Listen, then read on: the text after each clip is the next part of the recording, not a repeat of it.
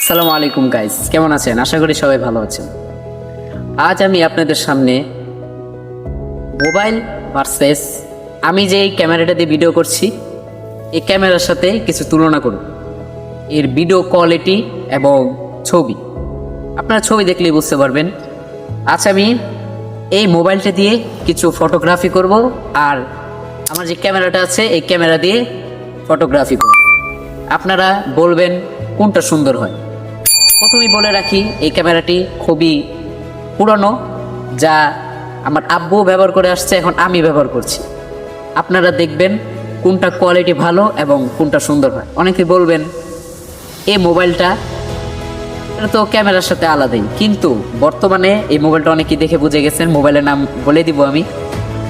এটারও কিন্তু camera quality খুবই ভালো। তারপর আমি আপনাদের সামনে দুইটা নিয়ে তুলনা করব। ঠিক আছে ভাই, আমাদের সাথে আসুন। এখন আপনারা যে ছবিগুলো দেখতে পাচ্ছেন এগুলো পুরো রিয়েল ছবি, কোনো এডিট করা হয়নি। এখানে ডিএসএলআর ছবিও আছে এবং মোবাইলে তোলার ছবিও আছে, যা আমি নিচে লিখে দিয়েছি। এই পোস্টটা করার আমার একমাত্র কারণ হচ্ছে অনেকেই বলে থাকেন যে মোবাইলেই ডিএসএলআর মতো ছবি তোলা যায়। আমি ডিএসএলআরে অ্যাপারচারটা কমিয়ে নিয়েছি যাতে করে মোবাইলের সাথে হালকা একটু মিল রাখতে পারি। এজন্য আমি ব্লারটা একটু কমিয়েছি, যা আপনারা দেখেই বুঝতে পারছেন ডিএসএলআর একটু বেশি ব্লার হয়, আমি একটু ব্লারটা কমিয়েছি।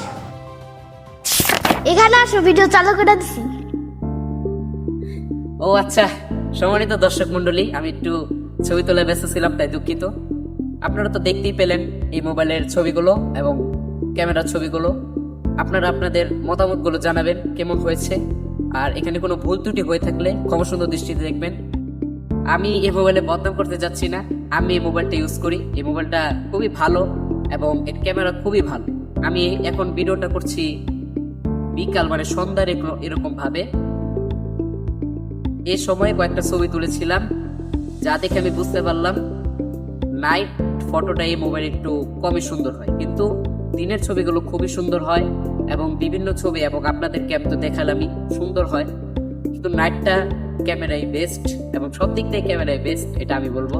এবং আপনাদের মতামতগুলো জানাবেন। এখানে ইতি টানছি। আসসালামু আলাইকুম।